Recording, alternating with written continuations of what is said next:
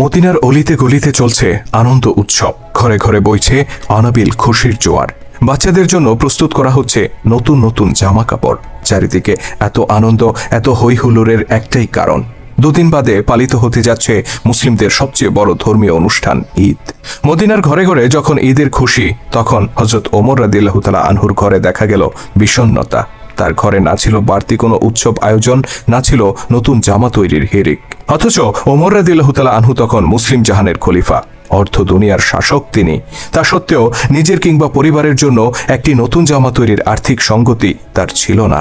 এই যখন অবস্থা, তখন খলিফা ওমর রাদিয়াল্লাহু তাআলা আনহুর স্ত্রী উম্মে কুলসুম রাদিয়াল্লাহু তাআলা আনহা তাকে বললেন, আমাদের জন্য নতুন কাপড় না হলেও চলবে, কিন্তু ছোট্ট বাচ্চাটি নতুন কাপড়ের জন্য কান্না করছে, অন্তত তার জন্য একটি নতুন জামার ব্যবস্থা করুন।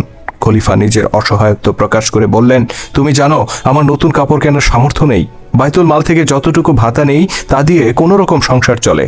উম্মে কুলসুম রাদিয়াল্লাহু তাআলা আনহা তখন খলিফাকে পরের মাসের বেতন থেকে কিছু টাকা অগ্রিম নিয়ে বাচ্চাটিকে নতুন জামা কিনে দেওয়ার অনুরোধ করলেন।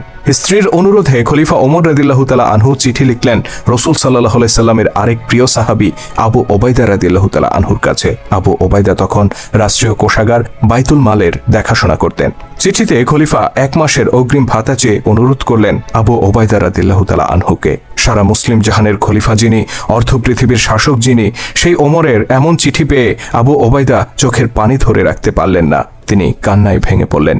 তবে তিনি নিজের এই আবেগকে নিয়ন্ত্রণ করলেন। চিঠি বাহকের হাতে অগ্রিম বেতন না দিয়ে তিনি বরং আরেকটি চিঠি ধরিয়ে দিলেন। সেই চিঠি যখন হাতে পৌঁছল, খলিফা ওমর রাদিয়াল্লাহু তাআলা আনহু তা পড়তে শুরু করলেন। আমিরুল মুমিনিন, অগ্রিম বেতন বরাদ্দের জন্য দুটি বিষয়ে আপনাকে ফয়সালা দিতে হবে। প্রথমত, আগামী মাস পর্যন্ত আপনি বেঁচে থাকবেন কিনা। দ্বিতীয়ত, বেঁচে থাকলেও আপনি খলিফার দায়িত্বে বহাল থাকবেন কিনা। হযরত আবু ওবাইদা রাদিয়াল্লাহু তাআলা আনহুর এই চিঠি পাঠ করে হযরত ওমর রাদিয়াল্লাহু তাআলা আনহু অঝরে কাঁদতে শুরু করলেন। তিনি উপলব্ধি করলেন তিনি একা নন, বরং এই উম্মাহকে ন্যায়ের শাসন উপহার দেওয়ার জন্য আবু ওবাইদার মতো বহু বিশ্বস্ত সাহাবী আজও বেঁচে আছেন। ইনি সেই আবু ওবাইদা যার সম্পর্কে স্বয়ং আল্লাহর নবী বলেছিলেন, প্রত্যেক জাতির একজন বিশ্বস্ত অভিভাবক আছেন, আমার উম্মতের বিশ্বস্ত অভিভাবক হচ্ছে আবু